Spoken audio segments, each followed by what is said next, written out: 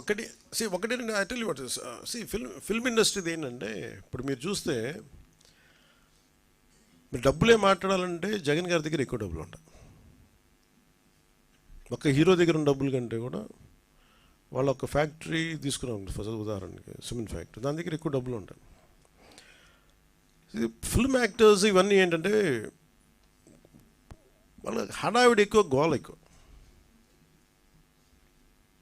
అంటే సంపాదించే డబ్బులు కంపారిటివ్లీ, నేను చెప్పే డబ్బులు సంపాదించడం నేను చెప్పట్లేదు కదా, సంపాదించే డబ్బుల కంటే కూడా ఆ హడావిడి అంటే 10 లక్షల మంది జనం వచ్చారు కదా అని చెప్పి 10 లక్షల కోట్లు ఉన్నాం అక్కడ.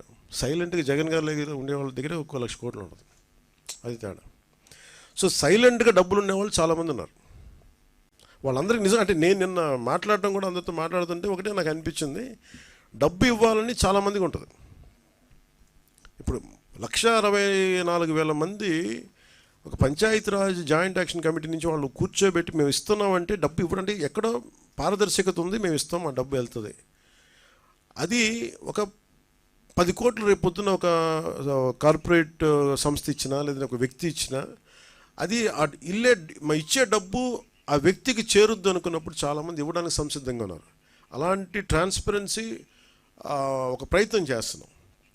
సో దానికి ఎగ్జాంపుల్ నేను ఏం చెప్పానంటే, ముందు ఎఫెక్టెడ్ 400 పంచాయతీల్లోకి నేను ఒక పంచాయతీ ₹1,00,000 చొప్పున నేను ఇస్తే అది ఎలా ఖర్చు పెడతారో నేను చూద్దాం. It's a way of donation. Also పర్సనల్గా నేను కూడా ఇన్వాల్వ్, నా డబ్బు కూడా ఇన్వాల్వ్. అది ఎలా వెళ్తుంది? సపోజ్ నేను పారిశుద్ధ పనులకి ఇది ఇవ్వాలి, లేదంటే చాలా పనులు ఉంటాయి, చిన్న రోడ్లు కావచ్చు, పారిశుద్ధ బిల్డింగ్లు కావచ్చు, లేదంటే పశువులు చచ్చిపోతే పశువులకి ఎవరన్నా, సపోజ్ నేనేమంటాను, ₹1,00,000 మన ఒక పంచాయతీకి ఇస్తే ఆ పంచాయతీలు ఉదాహరణకి 220 పశువులు చచ్చిపోయినాయి. ఈ 220 పశువులకి ఈ 400 పంచాయతీలు జరిపి ఈ పశువులే కొనండి, నా బడ్జెట్ ఇది, నా ఇచ్చే డబ్బు అంతా ₹1,00,000, ఆ గ్రామంలో 10 పశువులు చనిపోతే 10 పశువులు కొనండి. లేదంటే నేను ఇచ్చే ₹1,00,000 ఎన్ని పశువులు వస్తే అన్ని పశువులు. ఆ హెడ్కి వెళ్ళినప్పుడు జెన్యూన్గా అది వెళ్ళింది అనుకోండి, నాకు ఇచ్చే వ్యక్తికి తృప్తి ఉంటుంది. అలాంటి పారదర్శకత కావాలని కోరుకున్నాం. అందుకని యాక్టర్స్ ఇవన్నీ ఏమైపోతుందంటే, మేబీ ఇది హడావిడి, లేదంటే నిజంగా చాలామంది చిత్ర పరిశ్రమ చాలామంది ఇచ్చారు, మనస్ఫూర్తిగా వారికి నా ధన్యవాదాలు తెలుపుకుంటాను మన ఆంధ్రప్రదేశ్ ప్రభుత్వం నుంచి. బట్ ఇదేంటంటే మిగతా వాళ్ళు కూడా రావాలని నేను కోరుకున్నాను. ఇది ప్రత్యేకమైన పరిస్థితులు, ఇది మన నేల, మన రాష్ట్రం, ఇది మనం కాపాడుకోవాలి.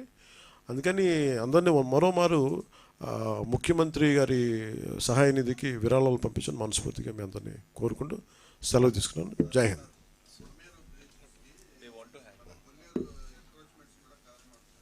సార్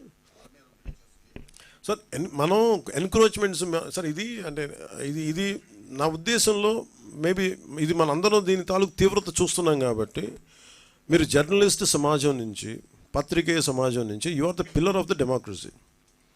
మనం మనస్ఫూర్తిగా మనసిప్పి మాట్లాడుకోవాలంటే ఇది కరెక్షన్ వైపు వెళ్ళాలి, తిట్టడానికి కాదు. మీరు కొల్లేరులో మీకు ఇవి లేవా, మీకు ఏమైనా ఎన్క్రోచ్మెంట్స్ లేవంటే ఉన్నాయి. But it becomes a cost issue, it becomes a social issue, it becomes economic issues. అందరినీ మేము సాధించట్లేదు ఇది అనేది, ఇది చాలా ఒక అవగాహన చేసి చేయాలి ఇది. And you have to make them like kind of okay, మేము చేసింది violation, we want to come out of this violation. ఎలా చేయాలి? దానికి ప్రాబ్లం ఏంటంటే ప్రత్యామ్నాయ వాళ్ళకి దాని మీద ఆధారపడిపోయినారు. కొల్లేరులో ఎంకరేజ్మెంట్స్ ఉన్నాయి, ప్రత్యామ్నాయ మీకు ఆదాయ మార్గాలు లేపకుండా మనకి ఇవ్వకుండా చేసేస్తే ఏమైపోతుంది, అది గొడవ అయిపోతుంది.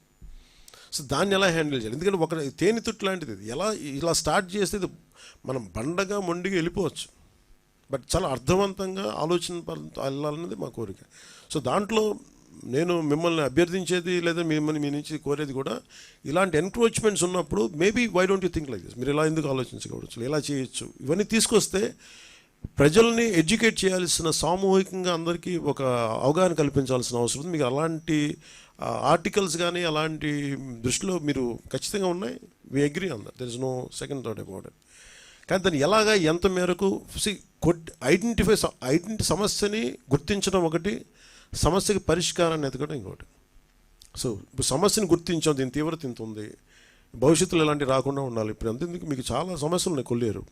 సో వాటికి కూడా ఒక సమస్య పరిష్కారం ఎతకాలి. ఇది ఎందుకంటే మేము అధికారంలోకి వచ్చా కదని చెప్పి మొత్తం మేము కూర్చొని వీ డోంట్ బుల్డోస్. అంటే ఇంకెవరు అర్థవంతంగా ఎవరు సమస్యని వినకుండా లేము, విని దాన్ని సాధ్యమైనంత తక్కువ ఫ్రిక్షన్ తోటి, తక్కువ ఆ గొడవలతోటి ఎలా సాధ్యం చేయాలి, ఎలా పరిష్కరించాలనేది మా ఆలోచన విధానం. అలాగే దీనికి సంబంధించి కన్క్లూడింగ్ రిమార్క్స్ మన కృష్ణతేజ గారు ఇస్తారు.